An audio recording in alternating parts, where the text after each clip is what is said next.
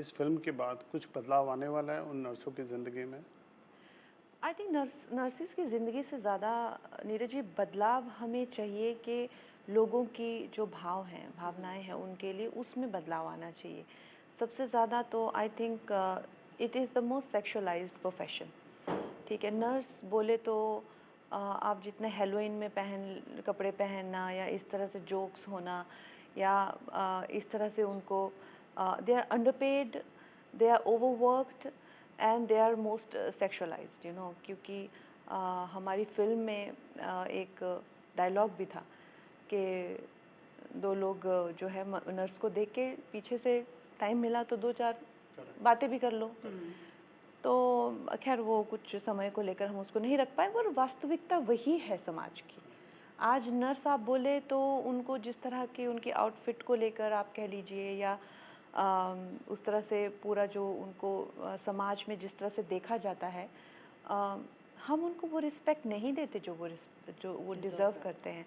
तो लोगों की जो धारणाएं हैं, और वही सेम चीज़ चाहे वो हमारे वॉचमैन हो गया, मामा मौसी हो गए, मौसी लोग जो है कितना ज़रूरी काम करते हैं। सारी जो है वो मरीज़ों की क्लीनिंग से लेकर एवरीथिंग, पूरे हॉस्पिटल को साफ़ रखना, चीज़ें प्रोवाइड कराना, इतना इम्पोर्टेंट काम होता है।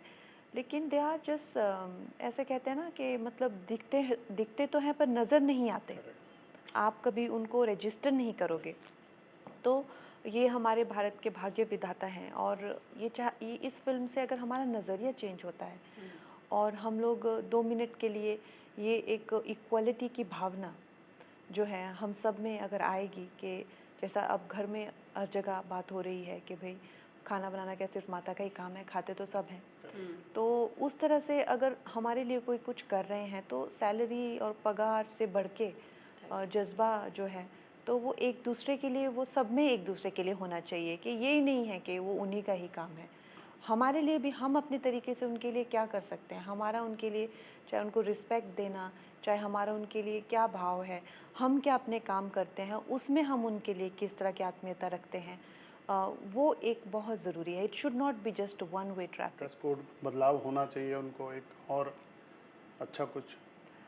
मुझे तो आप वाकई में अगर पूछें तो मुझे लगता है कि जो ब्रिटिश के टाइम का नर्सेस का जो ड्रेस कोड था वो आज भी चलता आ रहा है। जो हमारी नर्सेज हो गई, जैसे डॉक्टर्स हैं, वो अपनी मर्ज़ी से पहन सकते हैं जो उनको पहनना है, उनको एक कोट मिलता है। लेकिन जो हमारी नर्सेज हैं उनको वो टिपिकल जो सर्दी वगैरह गर्मी सब सर्दी भी, गर्मी भी, और एक तरह से उसमें एक जिसे कहूँगी कि एक फ़ॉरेन लुक वो जो है वो बहुत ज़्यादा है। मुझे एक्सपीरियंस हुआ है, मेरा बहुत ही पर्सनल ओपिनियन है, लेकिन हमने इस फ़िल्म में जो है वो यूनिफ़ॉर्म को लेके बहुत इंटेग्रिटी और डिग्निटी से काम किया है। उसका शेप और साइज़ मैटर नहीं करता है, आपकी यूनिफ़ॉर्म जो है आपका वो कर्तव्य है। लेकिन हैविंग सेड दैट, मुझे पर्सनली ऐसा लगा कि बहुत ब्रिट है, बहुत ब्रिटिश लुक है, हद से ज़्यादा। जो ऊपर जो एक पिन लगा के कैप लगाना, वो बेल्ट लगाना, वो यूएस नेवी का भी थोड़ा इन्फ्लुएंस है। जो वॉर्स में, वो वर्ल्ड वॉर 1-2 में जिस तरह से वो शायद एक बन के आया है वो, लेकिन वो अब उस तरह के स्टक हो गया है। तो हो सकता है, आपने सही कहा कि आगे चलकर अगर उसमें भारतीयता से जोड़ा जाए उसको, और हमारा नर्सिस का एक अपना कुछ उसमें रिफॉर्म्स लाए जाएं जो उनको अच्छे लगें, तो ये अच्छी बात रहेगी। कोई भी इम्पोर्टेंट नहीं होता है। आप देख लीजिए, आज हम हैं, हमसे भी बड़े बड़े लोग फिल्में बना के निकल गए हैं, चाहे वो प्यासा हो, चाहे कागज़ के फूल हों, चाहे वो मेरा नाम जोकर हो, कुछ भी है। लेकिन हमसे भी आज क्या हम बैठ के उनकी इम्पोर्टेंस को याद करते हैं क्या? वास्तविकता यही है कि कोई भी इम्पोर्टेंट नहीं है, चाहे आप दुनिया में बड़े से बड़े लोग आके गए हैं, लेकिन जो वो करते हैं वही दुनिया में एक इम्पैक्ट छोड़ के जाता है। तो हम लोगों को ये चीज़ जो है, हमारे जो आम कर्मचारी होते हैं उनसे सीखनी चाहिए, जो खासकर हम जैसे लोग अपने बबल में रहने लग जाते हैं कि the world begins with us and it ends with us. हमारे जो जो एक कर्मचारी हैं वो कितनी सहजता से काम करते हैं, वो कितने इम्पोर्टेंट काम करते हैं। कभी एक कर्मचारी जो है वो ट्रेन के वो कोऑर्डिनेशन का वो कुछ करना, बवाल हो जाता है पूरे देश में, बवाल हो जाता है। एक ट्रेन पे दूसरी ट्रेन चढ़ जाती है, लोग घबरा जाते हैं, रातों को सो नहीं पाते हैं, ट्रॉमास हो जाते हैं, फोबियाज़ हो जाते हैं। लेकिन जो भाई आप जिसका नाम नहीं जानते, बहन जो भी हैं, वो दिन ब दिन एवरी डे अपने घर के प्रेशर्स को भूलकर, अपनी मानसिक संतुलन को साइड में रखकर, अपने जो हर दिन दिन ब दिन जैसे सूरज उगता है वो उगेंगे ही उगेंगे, जैसे चांद आएगा वो आएंगे ही आएंगे, वो काम कर रहे हैं। वो इम्पोर्टेंट ये नहीं है कि किसने किया, इम्पोर्टेंट ये है कि क्या किया। तो ये जो भाव है, ये फ़िल्म हमें उनसे सिखाती है। कल मेरे साथ उड़ीसा सीएम बैठे हुए थे, उनकी आंखों में भी पानी आ गया। तो हम लोग उनसे सीख रहे हैं। यही असली ये फ़िल्म का वो है कि ऐसा नहीं है कि हम ही लोग सिखा सकते हैं, हमें भी सीखना चाहिए हमारे जो कर्मचारी भाई बहन हैं उनसे।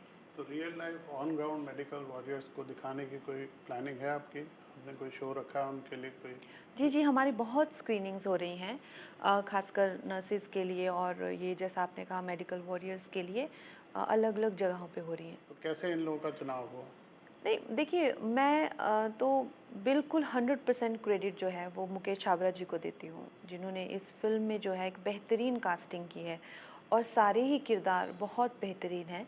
और मेरा हमेशा यही रहता है कि मैं चाहती हूँ कि जितना ऑथेंटिसिटी आ सके, और नेचुरल एक्टर्स मुझे बहुत बहुत पसंद हैं।